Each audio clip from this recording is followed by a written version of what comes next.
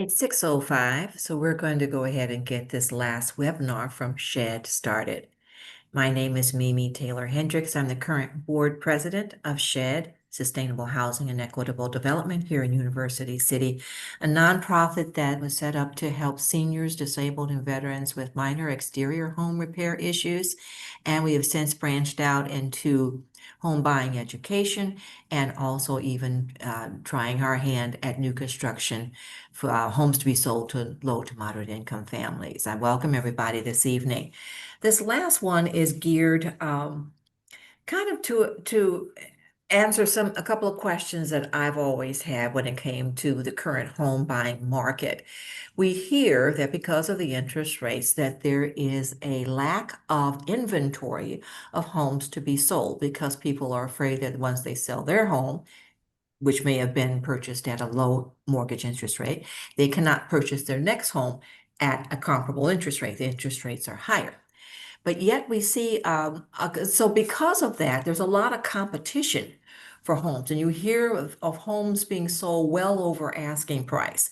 So when I look at that in the topic of today's conversation, appraisals and inspections, I see a couple of things. It's not so much in my life, but as I'm watching all of the home house hunters programs on TV, people are saying, I want this house. So I'm going to make it really easy for the buyer to accept my offer. So I'm going to waive the inspection. Is that a good idea? I hear people saying, I want this house. So I'm going to offer over the asking price. Does that affect the loan that you're trying to get? Well, we've invited local realtor Gail Brown with Brown-Kortkamp Realtors to come and address those two topics, appraisals and inspections, what they are, why they're important, and how they can affect the price that you might be paying for the home that you want to buy. So I'd like to welcome Realtor Gail Brown. Thank you so much, Mimi. I love your questions. I guess, yes, those are very relevant, especially in this market. And today we're going to answer those questions. I have a presentation and it's kind of lengthy. And so what I wanted to do was to run through the presentation to see if I answer your questions. And then if the participants could save their questions for the end, we'll just open it up for an open discussion and we can go back to the slides that may be of interest. Or either you could put your comments or questions in the chat. And then we can look at the questions when we run through them, because I'm thinking I may answer some of the questions as we go through the presentation. So if we're ready, I'll go ahead and share my screen. Okay.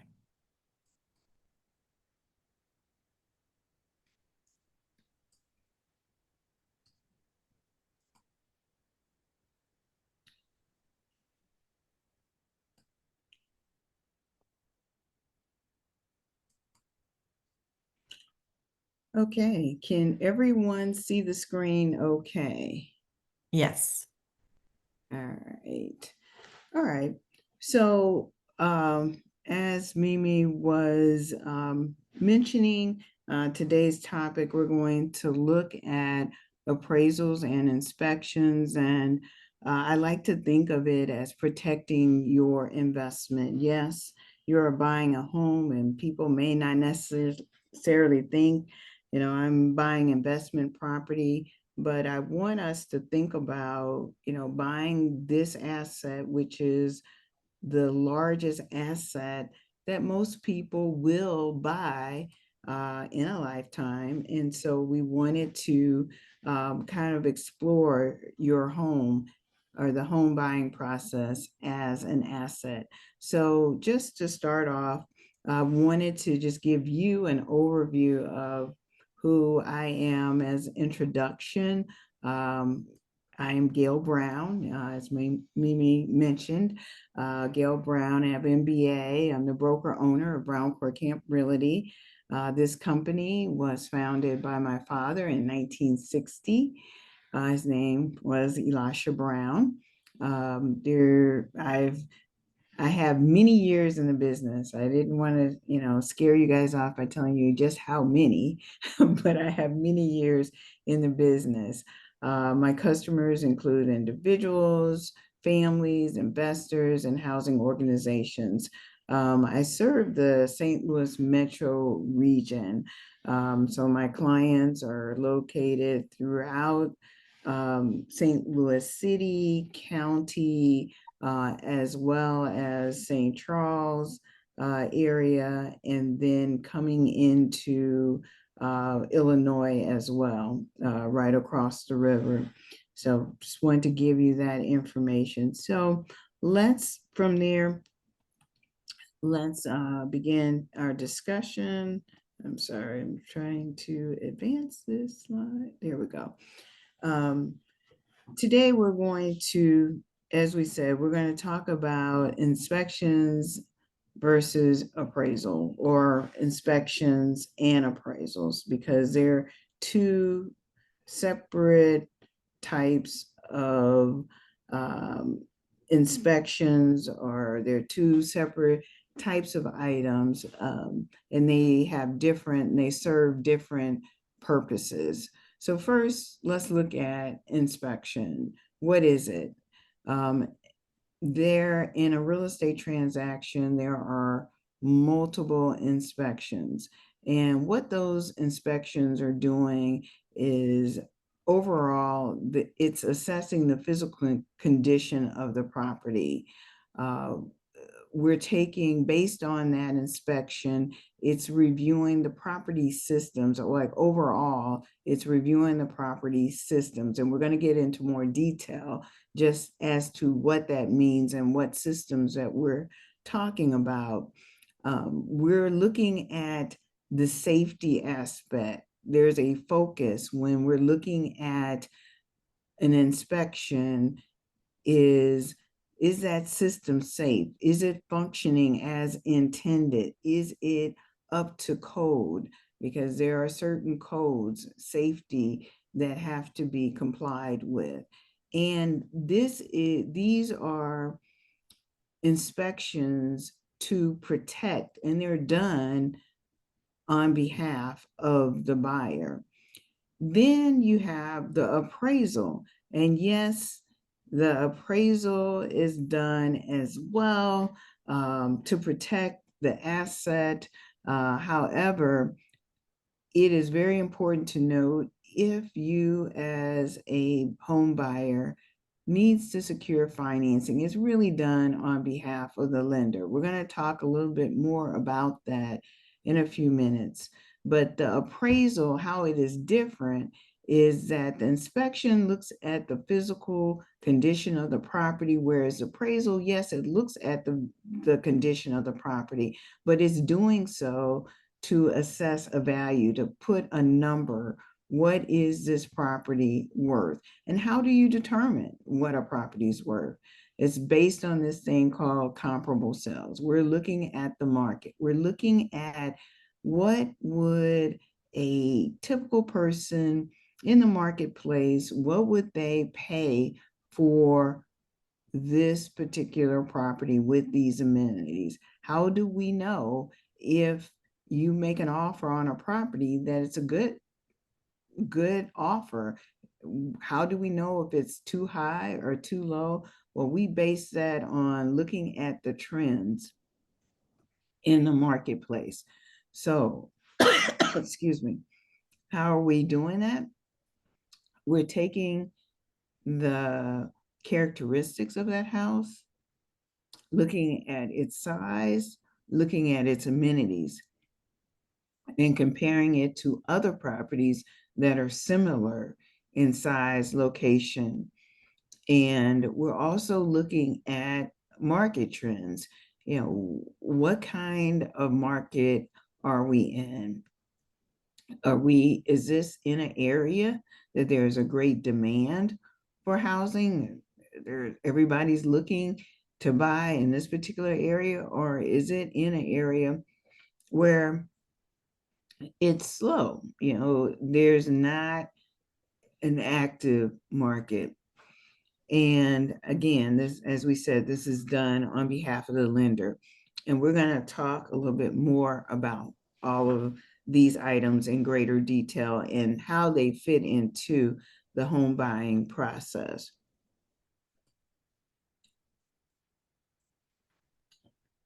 Our next slide here is, I wanted to just give you a high level look.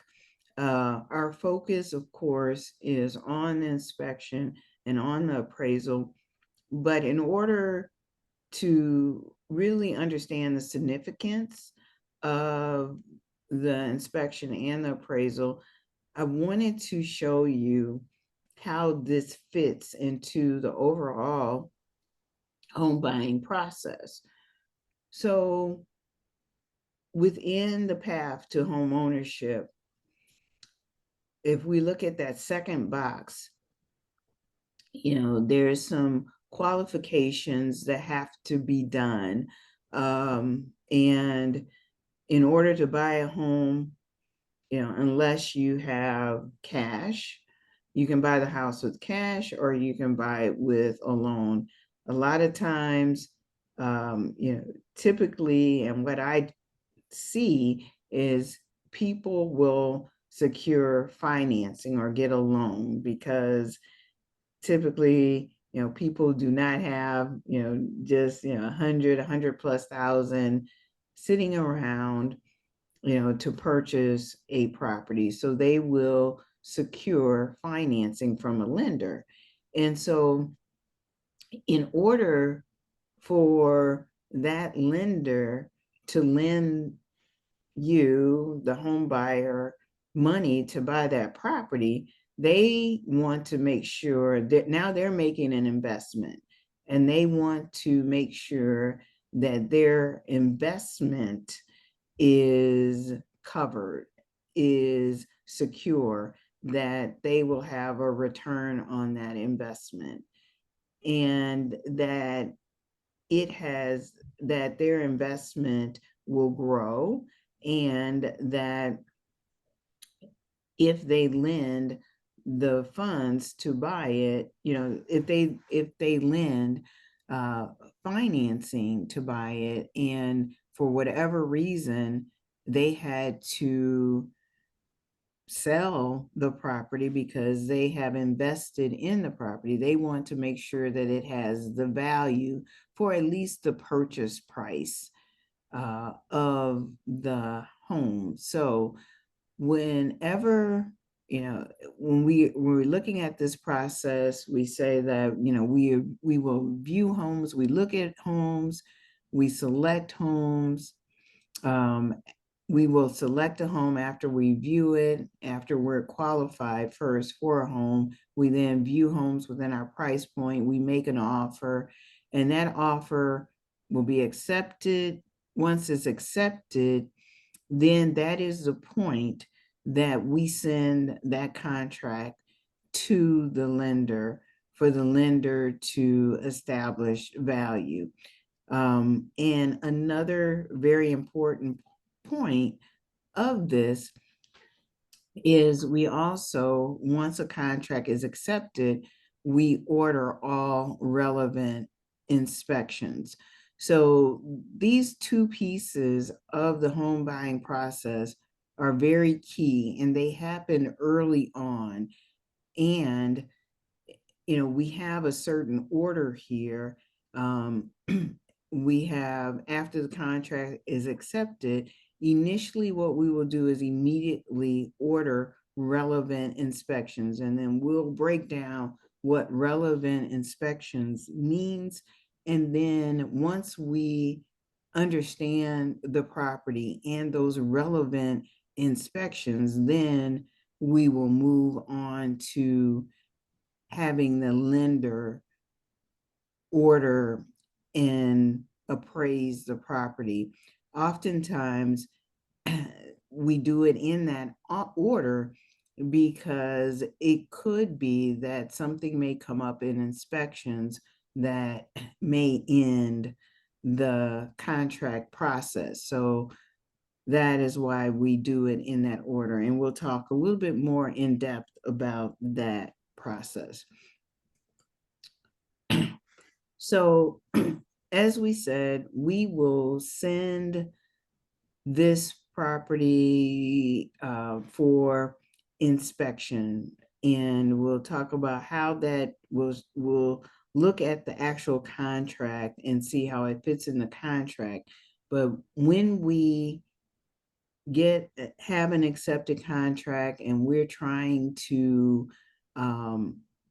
decide if this is a property that we want to move forward, it looks very, it looks great on the outside.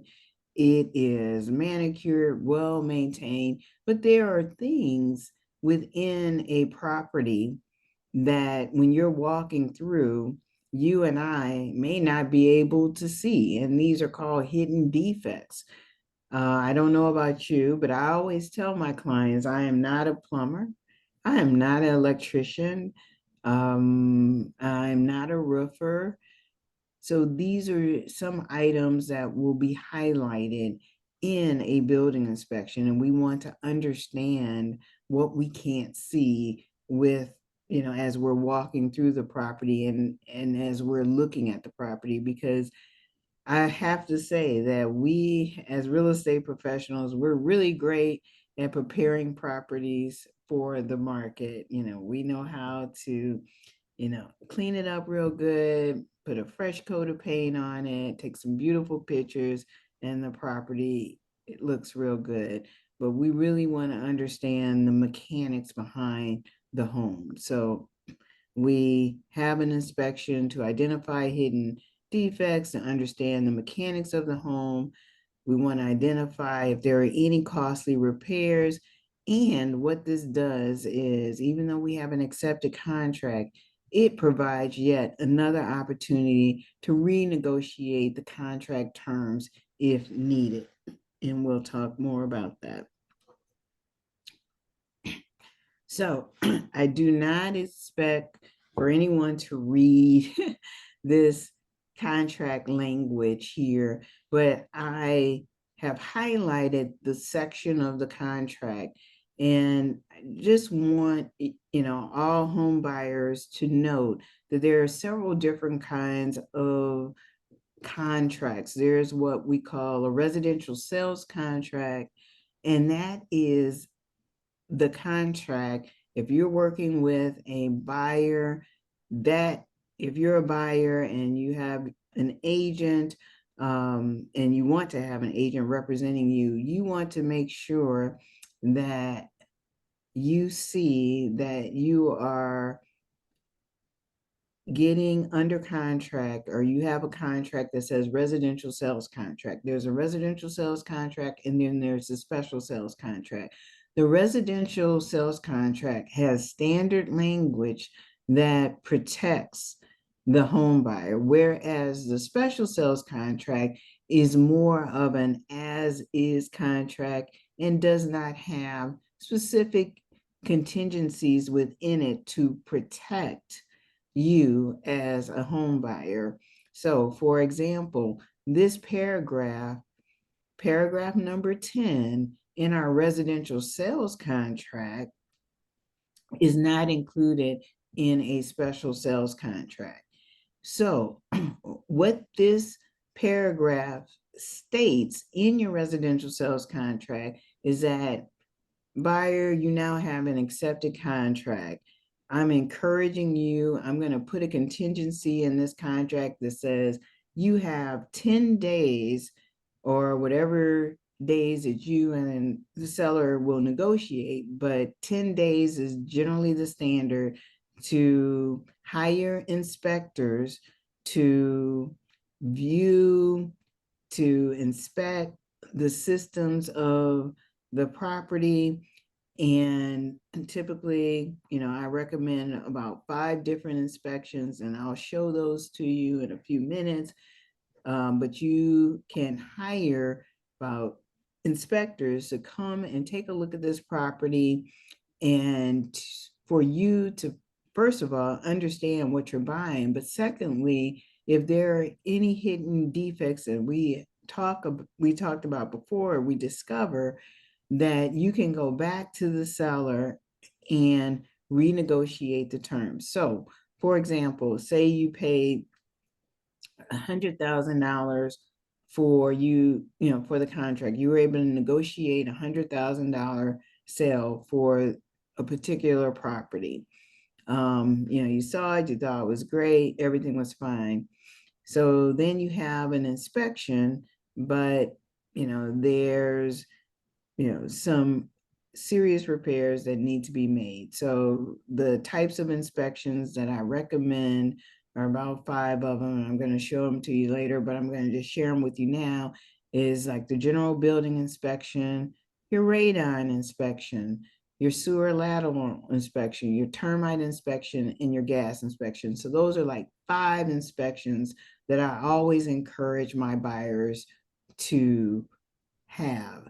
Now, you have those inspections, and those inspectors, the buyer is going to select the inspector. That inspector is going to pay for those inspections, and they are working specifically on behalf of the buyer, not the agent, not the seller, not the lender, but this is for the buyer. And what that buyer, with these inspections, you can then say to your seller who's selling the property, you can say, hey, that's 1, 2, and 3. You could say, I love the property, everything looks good, and we're good to go. You could say, well, wait a minute, it's just too much came up, and I'm afraid of it. I don't think that I could, move forward, and I would like to terminate this contract. And then 3, you could say, you know what? I know that there's no such thing as a perfect house, and I would like to move forward, but I would like for you to, fix these items. And if you fix these items, I will move forward. Or you could say, I need, a credit of, or I would like for you to pay, maybe $3,000 towards my closing costs to help me cover the cost to make these repairs. So that is a high level look at what can be done with a building inspection and why it is important. So in the introduction, Mimi mentioned, is it a good idea to have an inspection, or maybe you shouldn't? What I have found, especially in this market, there are some people who have chosen to waive this contingency, because what happens in this market is, if you're in a hot market and there are multiple buyers vying for one particular property, in order for your offer to look the best, a buyer may say, hey, if I take my contingency out, that seller will know that they don't have to worry about fixing anything. Now, yes, sellers love that. However, you don't know what you don't know, and it's not a problem until it is a problem. Again, things may look good, but what I have seen is some real bad cases of some things that have happened when buyers chose not to, and it can be very expensive. So one example is there's a sewer lateral inspection, and it's a couple $100 to have a plumber to come out and scope the sewer line, and with a camera. And what they're checking for cracks in the sewer system, in the sewer line. They want to make sure that the water is running functionally, is running like it needs to. There aren't any leaks or gaps. It's not collapsing. So there's a lot of things that go on with a sewer inspection or sewer lateral inspection or scope.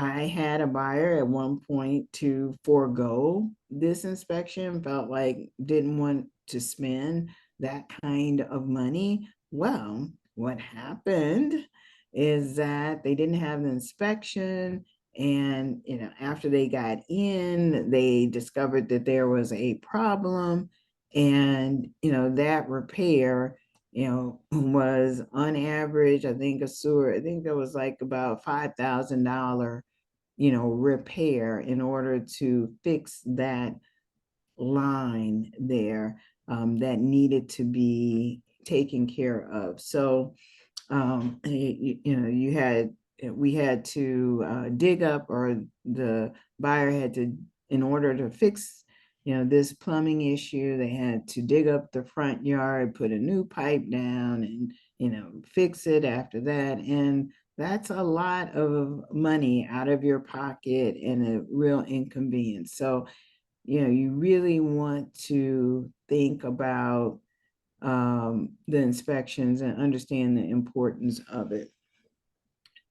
I'm going to, sorry about that. All right.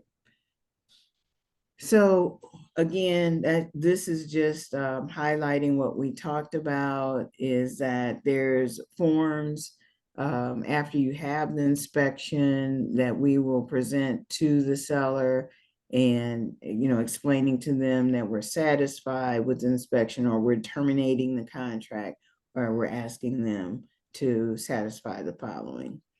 So as I mentioned, these are the types of inspections that I recommend. There are more inspections. Overall, you have the general home inspection, and really this is a high level look, and also it's detail as well. There's it.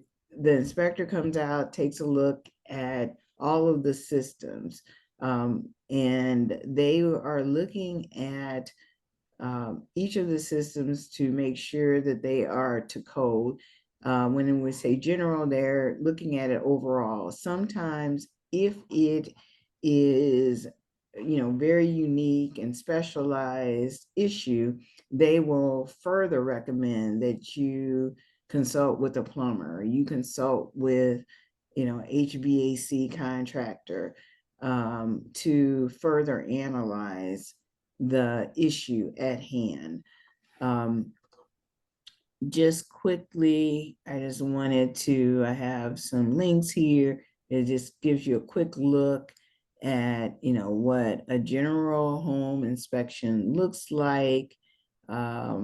This is an inspector that I use on a regular basis. And he's with BPG. It's really important that you understand their background when you're picking an inspector. This is a designation a lot of inspectors have called ASHI, and this is a certification that says that they have specific training and knowledge that they had to go through, or training they had to go through in order to get this certification. So I always use inspectors that have that ASHI certification. But these are the general information and property conditions, and what in the report. In general, it's broken down into several different areas, action items, and these are priority items. There's their recommendations on items that you should pay attention to. And then you can go through the various action items that you see here. And then there are just items that you should consider, and they're not as critical as the action items. And then they're just general maintenance items that that they will highlight is just general maintenance. So this is, as you see, a very thorough report. And even if, you don't ask the seller to do anything, but it is just a great report that gives you an overview of what you're buying, the investment there. So I'm going to go back to my presentation. All right. Okay. Mhm. Okay. I'm going to stop sharing for a minute. Sorry.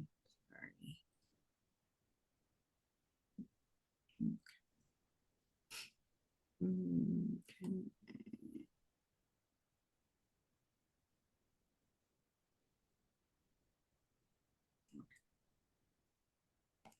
There you go. All right, so I just wanted to just show you that, and there's other recommended inspections. There's a sewer scope.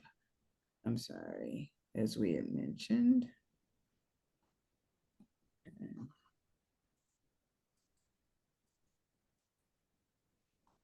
A gas safety, radon, and termite and pest. So these are the ones that I recommend. And then there are some other inspections as well.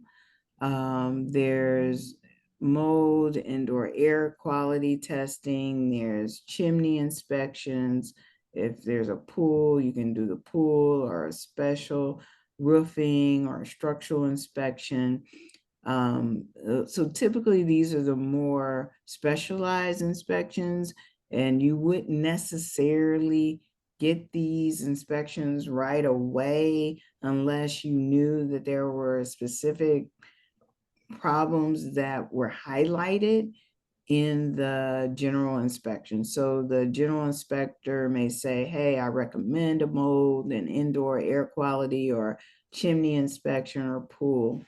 Otherwise, a lot of these, having just the 5 that I talked to you about, that I recommend, that it's going to be about $1,000, about $1,000 on average for those inspections. So you want to, pick those inspections that's going to give you that overview. And then if there's additional, as we said, then you can get those additional inspections. All right. So, want to also, as we talked about the, just going back to the inspection, we said the inspection and what we've been talking about is the overall condition. And then how does that relate to the appraisal, and how is that different? As we said early on, that appraisal really determines the value. And that, again, that lender wants to make sure that it has the value. So in that particular case, they're going to, with each contract, there is a rider that you should include in your contract to make sure, if it's conventional or FHA, these are different types of financing, that protects you in the event that the property doesn't appraise out. So, initially also Mimi had talked about the value, should you offer more? Should you offer less? So one of the things to think about is, again, you're in a competitive situation. And what we have seen is that a lot of buyers will say, hey, I want this. Yes? Anybody have a question? Did someone say something? Okay. you want this property. So therefore, you are willing to pay 5, 10, I've seen even, $25,000 over the purchase price. What's important for you to understand is that the lender is only going to invest in the property up to a certain percentage of the appraised value.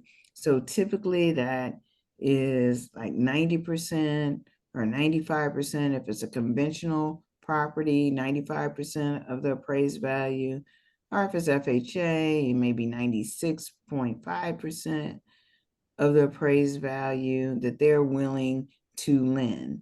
So let's take that same $100,000 scenario, and they're willing, if it's a 95% conventional loan, they're willing to finance, they're willing to give you $95,000 to buy that property. They've hired an appraiser. The appraiser told them it's worth $100,000, and they're willing to give you 95 or lend you $95,000. Now, that's what they appraised it for. However, you made an offer because you really wanted this property of $120,000. So here's a difference of about $25,000 in terms of your down payment, your closing costs, that now they're saying they're only going to pay that 95. So you're going to be responsible for that, what they call gap between that 120 and that $95,000. So it was $5,000 difference for your down payment. But now, because you went over the purchase price, there's a difference that you will need to make up. And so if you're going to go over the purchase price, you want to make sure that you have those funds. Now, that's called gap. You're providing that to the seller. However, this also, the appraisal writer protects you if it's, if you decide that, in the event that the property praises out for less than what you have as a purchase price. So let's say that it's 100 again in our scenario, and you're thinking that it's going to appraise out for that 120, but it still is at that 100, and now you have this appraisal writer in your contract. It will protect you and say that, if the lender, won't finance this appraisal at this price, then you're not obligated. But if you don't have this appraisal writer in your contract, you're saying that you waive that contingency, you will buy the property, you will pay that difference. And so, what we have seen, especially since the COVID, I call it the COVID market, this was the phenomenon where, interest rates were low and everyone was trying to buy a home. A lot of people took their cash and, just purchased the property over and above the appraised value. So that's something that really you have to think about, because you can get in a lot of trouble, especially if you decide that you need to sell, in a couple years, and now you have a property that you've put $120,000 in, or you have a loan that's $120,000. However, now the market has changed and it's really 100,000. And, instead of you getting money at closing, you're bringing money to the table, which can be difficult to do. I just wanted to mention that there are other inspections as well. There may be governmental inspections that are required, in particularly in University City and other municipalities. They will, the municipality has code requirements for people to when they're moving into a new home, they want to make sure that that property is up to code, it is safe, and it meets and their code requirements and standards. So that's another layer of an inspection that may be required with this residential sales contract as another protection for the buyer, because in University City, you have to have an occupancy permit in order to move into the property. And before you can get an occupancy permit, there's this governmental inspection that has to happen, and that seller has to comply and ensure that those safety items, those code issues will be resolved. Now, the important thing to note is that this inspection is different from the building inspection. And, there may be items that, if you just say, well, University City, is going to do the inspection, they may not be looking at all of the different items that will be identified in the building inspection. So this is an additional layer, but it is different from the building inspection.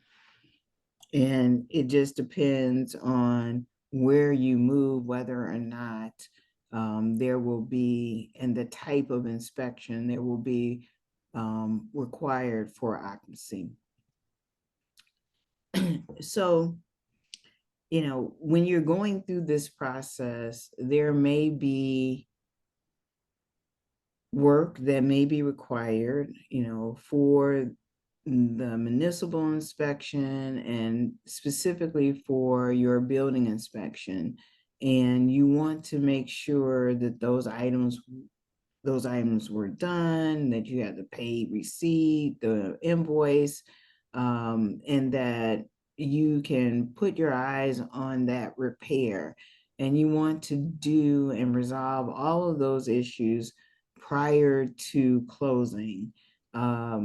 There's a reason why it's called closed and closing, because at the end of the transaction, all parties come to the table, and when they sign the documents, when the buyer sign their documents and the seller signs their documents, they're stating that, they're satisfied with the property and that all terms and conditions have been met. And, they're approving, that the property is in the condition that they expect for it to be. And then, they close and the seller gets their money and from the buyer. And, the seller, may go to another city or move, or they just, they've moved on because they feel like they've satisfied. So it's very difficult to resolve issues after a closing. So we want to make sure in all cases that we understand what we're asking for. We, have, if there are any repairs that we requested, that they've been done, and they've been completed correctly. So we do that with a final walkthrough. Sometimes the inspector is with us, sometimes we're doing it on our own, but that is important that we go through this process prior to closing. And so that again, as I said, I wanted to just walk you through this process and just kind of highlight some of the differences that we're looking at between the inspection and the appraisal, and why they're so important to this process.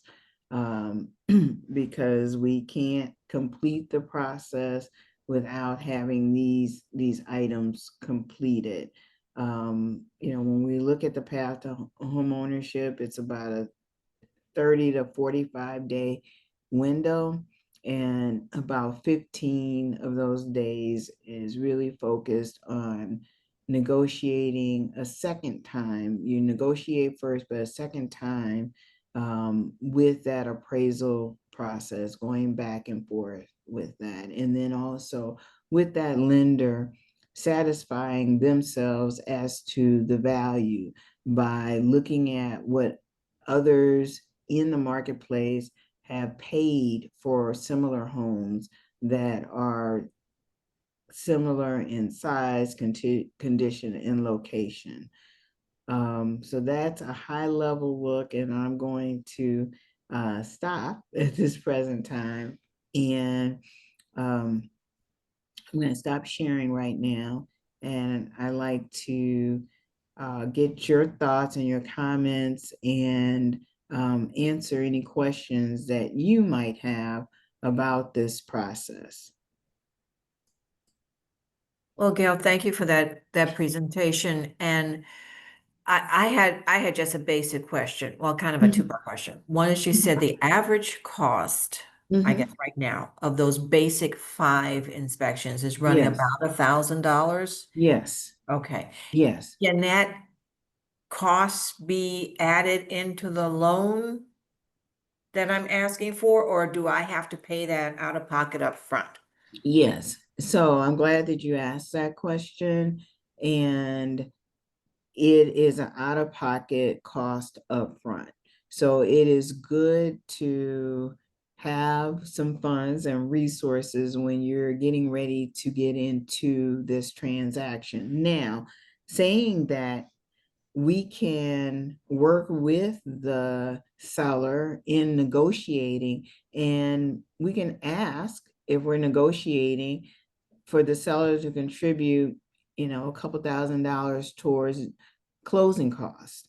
So whereas you may spend some of your money on the front end, when we get to closing, you'll get a credit, and that will reduce the amount of money that you'll need to bring to closing. So we can negotiate it as a concession, a seller concession.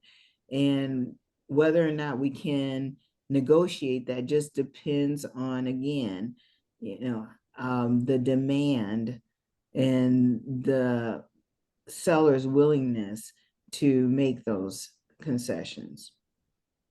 Okay. Right. And Now, then, and a lot of people, I just want to make this one point, is $1,000 sounds like a lot, mhm, but it is not a lot if you have to make, some of these repairs, electrical repair or plumbing repairs, or some of the repairs that come up with these inspections. okay. And on the appraisal side, so when you hear, and Mhm. we've heard it, I mean, I saw it at the home across the street from me in University City. Mhm. The home was selling for what I thought was quite a high price for the neighborhood. Mhm. And I mean, it was a nice home. They'd done some work on it, and Mhm. it sold that day. Mhm. I think it was $4,000 over the Mhm. list price. Mhm. So you're saying that the $4,000 had to come out of the pocket of the person who wanted to buy the home. So there, again, Yeah. that's nothing that's going to be added on to the cost Yeah. of, I can't Well, say, it okay, it just Mr. depends. Bank, give me an additional $4,000 to Yeah, buy this home. it depends. That part depends. And I want to make this clear, because if the lender says that the property is worth that 100, like if it's 100 and now it's 104, then they will go ahead and lend at 95%, typical transaction, right? However, if there's no justification other than you wanted the property and the lender says that, yeah, you offered 104, but this is only valued at 100, then you have a decision that you need to make. If you have if you have that appraisal writer, well, you can say, well, my lender wouldn't give me 100, and he wouldn't base his loan on 104. He would only base it on 100. Then, I'm not going to buy the property. Or you can pay that difference. But if you don't have that appraisal writer, yes, and that lender says that they're not going to pay because the value's not there, you're on the hook for that $4,000. Got it. Are there any other questions from folks that are on the webinar tonight? You can come off and just ask your question. Go ahead, Kim. Okay, I may fumble over this, just bear with me. Okay. So let's say you've done the inspections. Does an inspector or a real estate agent recommend that you pull any past building permits? I'm like a lot of people, I watch a lot of the home improvement shows, and it seems like when maybe a new owner wants to update or renovate the house, once they start to pull some things apart, they see things that they wouldn't have seen, or not unless the walls, the drywall came down or something like that. So is that part of an inspection, or does a real estate agent or the potential buyer ever look into those things? Like, Well, again, yeah, I've had buyers that will go to the tax records. You can look at in the city of St. Louis, also, I know in University City and in some municipalities and St. Louis County too, you can see when permits were pulled because that's public record. And because a contractor, if they're going to do work on a piece of property, they have to pull a permit with that municipality. So I do have, buyers that will look up, go to the municipality, see what permits were pulled, see what work was done. They can do that in the county or in the city. The issue is that there's sometimes in some cases that, they may have just, their cousin, their uncle, doing the repair and you just don't know.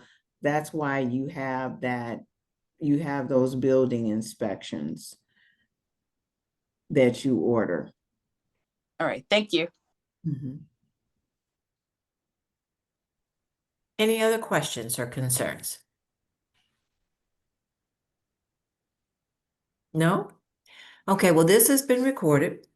So it will be within the next day or so posted on the SHED website under our calendar of events. You can go back, and if there was a slide that you wanted to go back and take a look at, you can go back and review that at your own leisure. I want to thank Gail Brown for joining us this evening and giving us this information. There's a lot that goes into buying the home other than just going around and taking a wonderful look at some of the open houses. There's a lot to consider there. Yes. So I want to thank you for your expertise and your time with us this evening. And I want to thank everybody for joining us and spending some time with us as well. All right. Thank you, everyone. Oh, I'm sorry, I have one last one. Okay. We haven't closed off yet. Go ahead, Kim. Oh, thank you. Ms. Brown, I think you recommended or mentioned a person that you use for inspections. Yes. Are you willing to share that person's name? Yes, his name is Mark Goodman. And I can, Mimi, I can send that to you so that you can share it and put it on, you can share it with the email. Okay, that's fine. Okay, Yeah, and we'll put it put it in there. online as well. Or either Kim, if you like to, you can feel free to call me. I can even give it to you right now if you Okay, like. sure. Go ahead. Thank you. Okay, let me just pull them up right quick. While you're pulling that up, also, Gail, if you want to share your contact information, if you want to. Yeah, sure. Absolutely. I'm Gail Brown, and my phone number is 314 276-7515. All right, thank you. Okay. And then Mark Goodman, he is with BPG Inspections, and his phone number is 636-282-8679. All right, thank you. Sure. So it is a lot, there's a lot to cover in a real estate transaction, and, you really want someone that is representing you and your best interest. My recommendation is that you talk and meet with, several agents, make sure that you're comfortable with their understanding, of the marketplace, their experience, because you're going to be going on this journey with them for a few months to make sure that all your financing is together, as well as looking at properties and selecting properties, and then going through these different phases of the real estate transaction. And you want to make sure that you have someone that is stepping you through the process and making sure that your interest, when I say interest, one point, because this isn't the home buying class, but when you select a home, you will be asked to put what they call earnest money down, and it's part of the down payment and closing costs that says that you are serious about buying the property and that you're going to adhere to the contract terms and conditions. So you want to make sure that you're working with someone that understands the contract terms and conditions, because if you don't operate and you're not doing everything that you need to do to carry out the terms and conditions of the contract, your earnest deposit can be in jeopardy. And typically that is about 1% of the purchase price is what sellers are looking for at the minimum, about 1%. So. Okay. All right. Any other questions? This is Kathy Lockett. I have one question. Recently I heard that you don't have to declare damages that have happened to your home in the past, like flooding or fires or anything. Is that true? No. Oh, you still have to be Yeah, honest about it. so what we say in to our sellers in a real estate transaction is that we have what's called a seller's disclosure statement. And it sounds like it's just a statement, but it's really about 8 pages that we give them to complete. And it is everything that they know about the property. Now, there may be some hidden defects that they don't know about, but it just protects them so that someone can't come to them later and say, hey, you knew that this was a problem and you didn't disclose it. Whereas this seller's disclosure may look like a building inspection, it is just the seller's best understanding about what's going on with their property. You still should get a building inspection. But to answer your question is that I have a responsibility as an agent to, if I know of something, I need to disclose it. About a property. And so I'm, asking my seller to, provide that information. But if I see something and I know it, I'm going to ask the agent about it and ask them to include that on the seller's disclosure statement. So you want to make sure that you're looking at that at all times. Now, having said that, it is not a law that the sellers completed. I have sellers that say, no, I don't want to, complete it. So they're not required to do so. However, that generally is a red flag for a lot of buyers if their Sure. sellers are not willing to. But then there are some investors sometimes that they haven't lived in the house. And so what they will say is, I'm an investor, I never lived here, and that's it. So there are some cases where, there may not be a disclosure. Okay, thank you. Okay, any other questions? All right, then, thank you again, Gail, for being with us. Thank you for Okay. everyone who was on the call as well and Thank with your you. questions. We're all just trying to learn as we move through this life, whether we're looking to buy our first home or possibly move on to another home. Yeah. All of this information just makes it better for us. We're a better person Okay. out there in the marketplace, and we're better prepared. So I thank you for being with us, and I hope you all have a fantastic evening. All right. Thank you. Bye-bye. Bye-bye. Appreciate the information. Thank you. Bye-bye. Thank you. Bye-bye.